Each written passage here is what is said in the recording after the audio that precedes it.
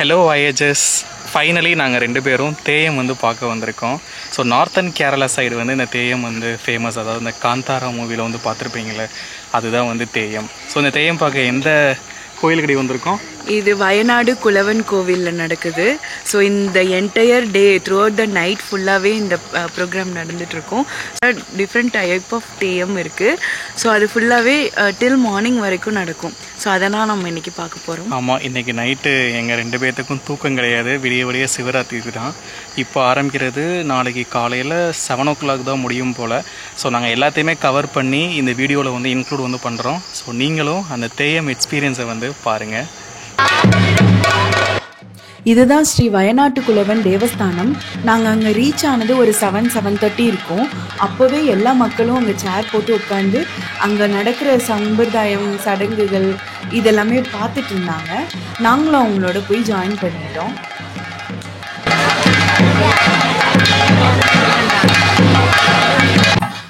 அந்த கோவிலோட உள்ள ஒரு தீபம் வச்சு தான் வழிபட்டுட்டு இருக்காங்க.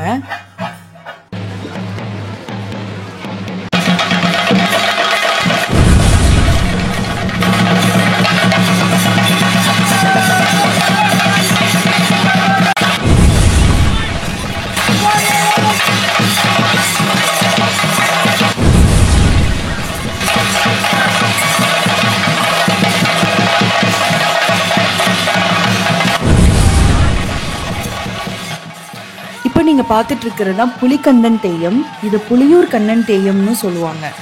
புலிகளோட கூட்டத்தில் வளர்ந்தவர் தான் இவர்.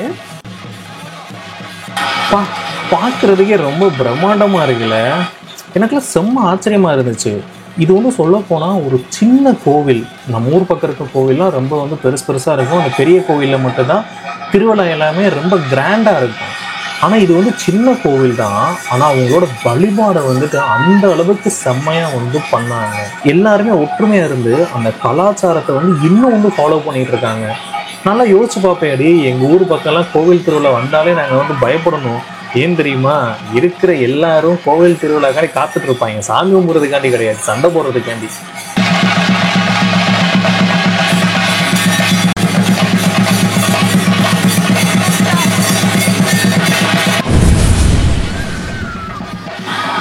கொக்கா மட்ட மனுஷனை பாருங்க, சும்மா நெருப்புலையே வந்து விளையாண்டுட்டு இருக்காரு. இந்த நெருப்பெல்லாம் எப்படி மூட்டுறாங்கன்னு தெரியுமா? நம்ம அந்த தென்னை ஓலை இருக்கும்ல, அந்த தென்னை ஓலையை தான் காய வச்சு பண்டல்லாம் வந்து சுருட்டி இதில் தான் வந்து தீயை பற்ற வச்சு அந்த கெங்கு எல்லாமே வந்துட்டு உருவாக்குறாங்க. அதுதான் பார்க்குறதுக்கே வேற லெவலில் வந்து இருக்கு.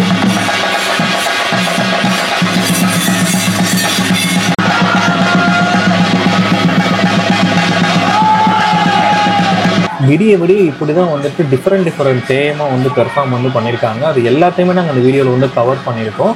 நீங்கள் ஃபுல் வீடியோ வந்து பாருங்கள். ஒவ்வொரு தேயமே ஒவ்வொரு கதை சொல்லும். ஆனால் நாங்கள் உட்காந்து பார்க்கும்போது அந்த கதைலாம் என்ன அப்படின்னு எங்களுக்கு வந்து புரியலை. ஆனால் நாங்கள் பார்க்குறோம்ல, பார்க்கும்போது அவ்வளோ பிரம்மாண்டமாக இருந்துச்சு. அது என்ன சொல்கிறது, அப்படியே மெய் சிலிர்த்து போகும்னு சொல்லுவாங்களே, அந்த மாதிரி தான் எனக்குலாம் இருந்துச்சு. நம்மளை அறியாமலேயே ஒரு பீஸ், ஒரு டிவின் ஜோனுக்குள்ளே போன மாதிரி ஃபீல் ஆனேன்.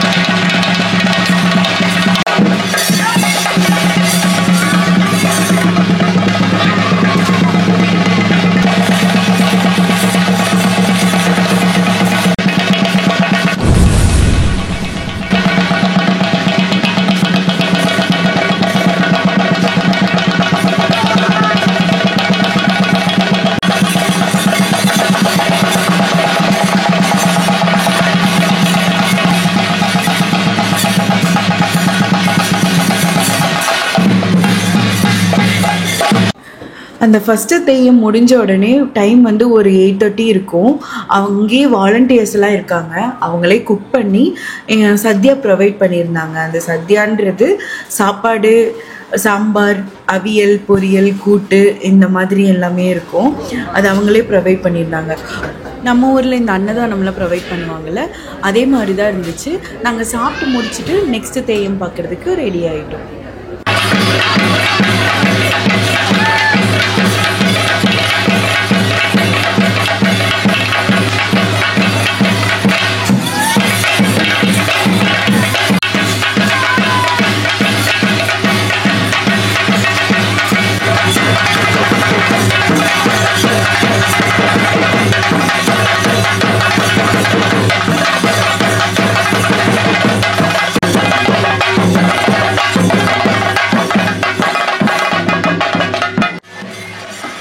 ஒவ்வொரு தெய்யத்தோட முடிவிலையும் அவர் வந்து ஒவ்வொருத்தருக்கா பிளெஸ்ஸிங்ஸ் கொடுப்பாரு. அந்த மக்கள் அவங்களால முடிஞ்ச ஏதாவது ஒரு காசோ அமௌண்ட்டு ஏதாவது கொடுத்தாங்க அப்படிங்கும்போது அவங்களுக்கு பூலாம் கொடுத்து பிளெஸ் பண்ணுவார். அங்கே இருக்க குழந்தைங்கள்லேருந்து பெரியவங்க வரைக்கும் எல்லாரும் அவர்கிட்ட போய் ஆசீர்வாதம் வாங்கிட்டு பிளெஸ்ஸிங்ஸ் வாங்கிட்டு வருவாங்க. ஸோ அதே மாதிரி தான் நானும் போயிருந்தேன். நான் வந்து ஜென்ரலாக ஏதாவது சொல்லுவாங்கன்னா நான் எதிர்பார்த்து போயிருந்தேன்.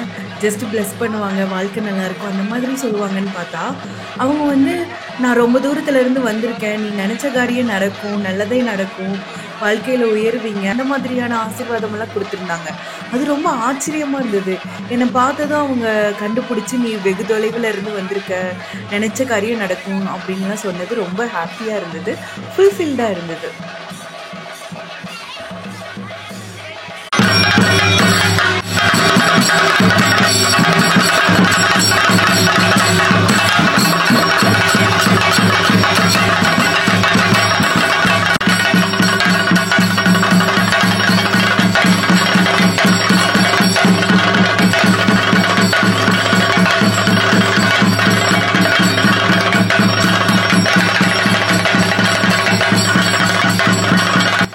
இதெல்லாம் ஏதோ ஃபாஸ்ட் ஃபார்வர்டில் பார்த்த மாதிரியே எங்களுக்கு ஃபீல் ஆயிருந்துச்சு. பட் அப்படி இல்லை, அவர் இவ்வளோ ஃபாஸ்ட்டாக தான் டான்ஸ் பண்ணிகிட்டு இருந்தார்.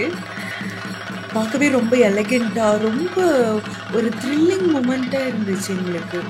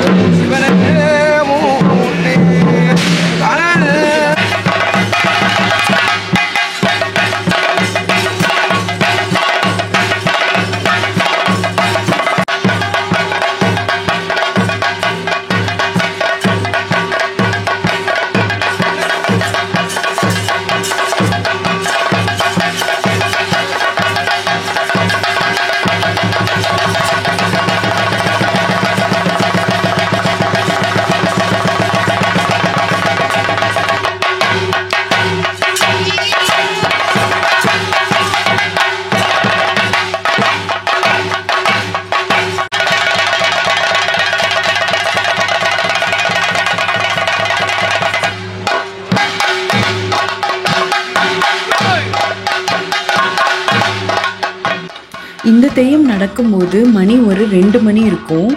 அந்த டைமில் அந்த வாலண்டியர்ஸ் இருக்காங்கல்ல, அவங்க எல்லாருக்குமே சுக்குமல்லி காஃபி எல்லாம் போட்டு அவங்களே கொண்டு வந்து கொடுத்துருந்தாங்க.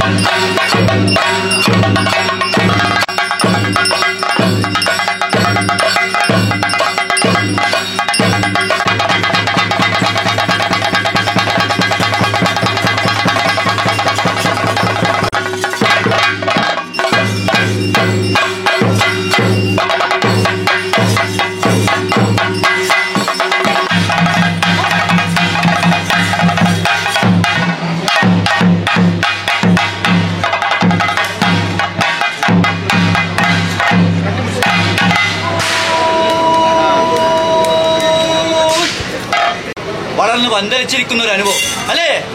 അങ്ങനെയല്ലേ? അന്ന് അവർക്ക് ഒരു പഞ്ഞിക്കെട്ടിന്റെ ഭാരമേ ഉണ്ടായിട്ടുള്ളൂ. നിങ്ങൾക്ക് ഇന്ന് ഒരു ഈയക്കെട്ടിന്റെ ഭാരമായി പോയാ ആയിരിക്കട്ടെ. എങ്ങനെയാണ്?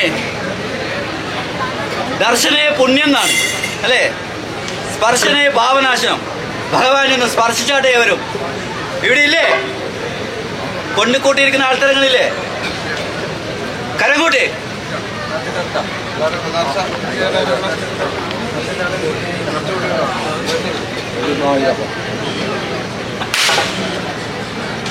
സന്തോഷമായോ? നിങ്ങൾക്ക് സന്തോഷമായോ? നിങ്ങൾ തന്നിരിക്കുന്ന ഒരു മുന്നാഴി പഞ്ചരുചിയായിട്ട് വാങ്ങി അനുഭവിച്ചു. ഇനി എന്താ വേണ്ടത്? ഉണ്ടതിൽ ഉചിതം കാണിക്കണം അല്ലേ? അതല്ലേ വേണ്ടത് അല്ലേ? അങ്ങനെയല്ലേ? ആയതുകൊണ്ട് അനേകം ദൈവാധീനങ്ങളുടെ കർമാതി അനേകം സ്ഥാനവും മേനും ചവിട്ടിമാടി എടുത്തിട്ടുണ്ടല്ലോ അവരെ. ആയതുകൊണ്ട് 37 വഴുതേവനമാരും പട്ടവലൻ ഭക്തമാണ്. എൻ്റെ പട്ടവലയോ കരിങ്കല്ലിൽ പ്രതിഷ്ഠിതമാണ് അല്ലേ? അങ്ങനെയല്ലേ?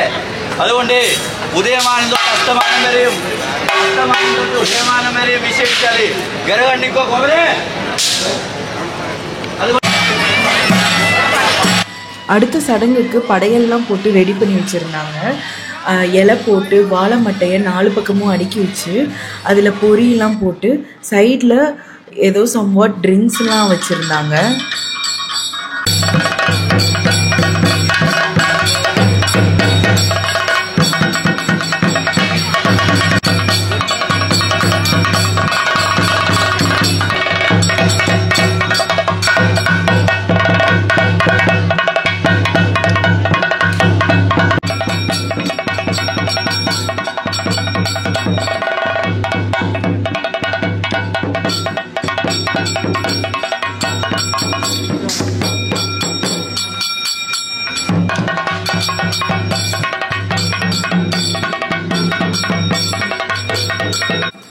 கைஸ், இப்போ என்ன நடந்துச்சுன்னா, அந்த கோழியோட கழுத்தை கத்தியே இல்லாமல் கையிலேயே திருகி தூக்கி போட்டாங்க.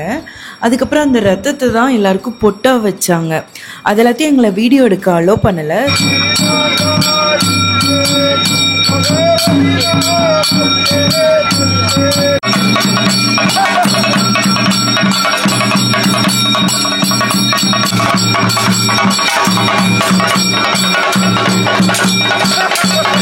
അതിനുവേണ്ടിയാണ് ആൾക്കറിഞ്ഞു മൂന്ന് പേർക്ക് ഞങ്ങളുടെ നേരെ അറിയുന്ന ഒരു കാലത്തിങ്കിലേ അറുപത് രാവണന്മാരെ ശിർസച്ചു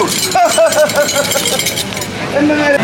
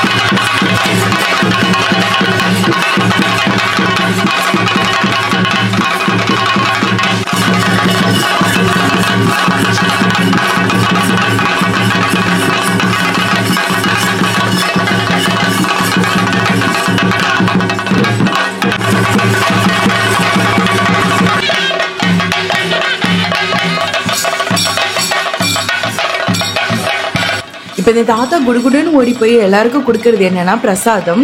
இது வந்து ஸ்வீட் மாதிரி சீடை மாதிரி இருந்துச்சு. இவர் அதை கொதிக்கிற எண்ணெய் சட்டிக்குள்ள இருந்து கைவிட்டே எடுத்துட்டு வர்றாரு. இங்க பாத்தீங்கன்னா தெரியும், கார்னர்ல அடுப்பு வச்சிருக்காங்க, அதுல ஒரு எண்ணெய் சட்டி இருக்கு, அதுக்குள்ளதான் அதை போட்டு அதை பொரிக்கிறாங்க. ஸோ அதுக்குள்ள இருந்து அவரு கைவிட்டே எடுத்துட்டு வந்து மக்களுக்கெல்லாம் கொடுக்குறாங்க.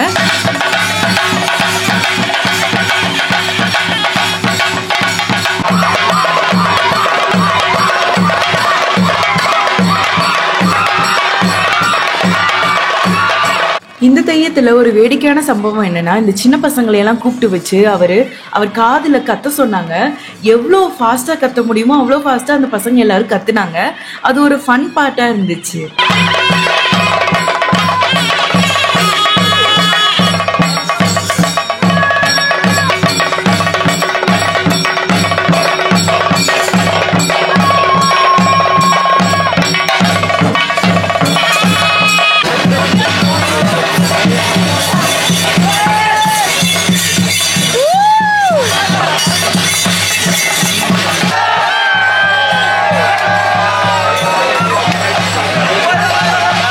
அந்த நெருப்புக்கு பக்கத்துலேயே நாங்கள் உட்காந்துட்டு இருந்தோம். அந்த ஒளியில எங்கள் ஃபேஸில் ரிஃப்ளெக்ட் ஆகிறது ரொம்ப அழகாக இருந்துச்சு.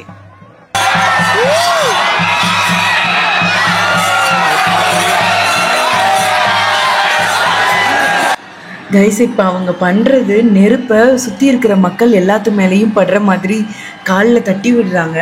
அது எங்கள் மேலேயும் அஃப்கோர்ஸ் பட்டுச்சு. ஏன்னா நாங்கள் ஃபர்ஸ்ட் ரோல் உட்காந்துருந்தோம், எங்கள் மேலேயும் பட்டுச்சு. என் ட்ரெஸ் எல்லாம் ஓட்டையாயிருச்சு. எனக்கு பெருசாக எந்த காயமும் இல்லை, பட் என் ஹஸ்பண்டோட கை கால் எல்லாமே நெருப்பு பட்டுருச்சு. ஏன்னா அவர் என்னை ப்ரொடெக்ட் பண்ணுறதுக்காக என்னை அணைச்சிட்டாரு. ஸோ அவர் மேலே அந்த நெருப்பெல்லாம் நிறைய பட்டுருச்சு. கந்தனார்கேளன் தெய்யம் ரொம்ப ஸ்பெஷலானது. நான் அதை பற்றி செப்பரேட்டாக வீடியோ ஆல்ரெடி போட்டிருக்கேன், நீங்கள் அதை செக் அவுட் பண்ணி பாருங்கள்.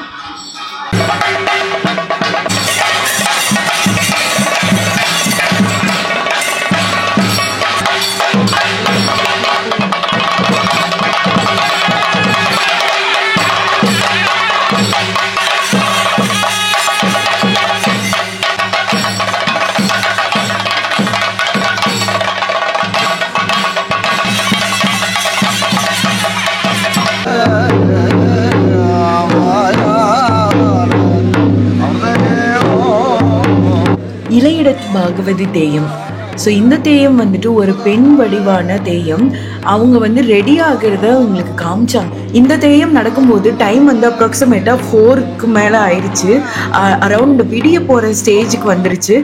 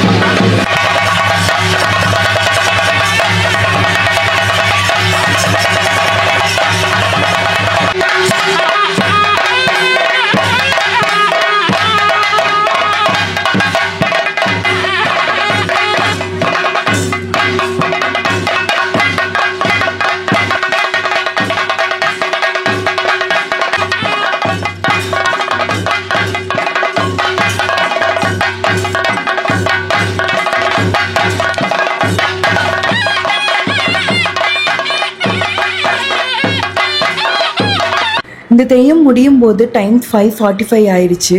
ஃபுல்லாகவே விடிஞ்சிருச்சு. இதுதான் லாஸ்ட் தெய்யம். பட் இதுக்கப்புறமா வந்துட்டு சாமி எல்லாரும் அருள்வாக்கு சொல்றதெல்லாம் நடக்கும்.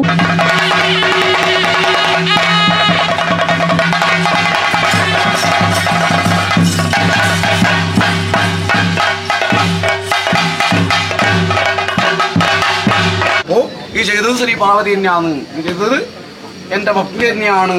എന്നാൽ ആ ഭക്തിയോടുള്ള ആ ക്രോധം, ആ ക്രോധത്തോടും കൂടെ വളമുഖം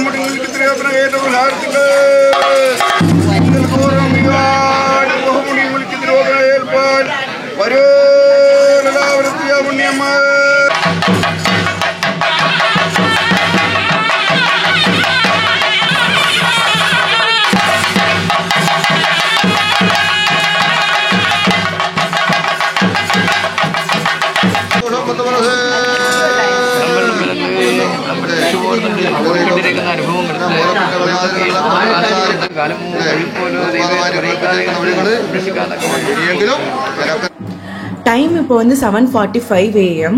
அந்த டைமில் அவங்க உப்புமா சமைச்சு அங்கேயே வாழைப்பழம் கூட வச்சு கொடுத்தாங்க. தூக்கம் இல்லாமல் விடிய விடிய என் கண்ணெல்லாம் டயர்டாகி நான் பேசிகிட்டு இருக்கேன். ஸோ அப்போ வரைக்கும் அது நடந்துட்டு தான் இருந்தது. இதுக்கப்புறம் நாங்கள் அங்கேருந்து கிளம்பிட்டோம்.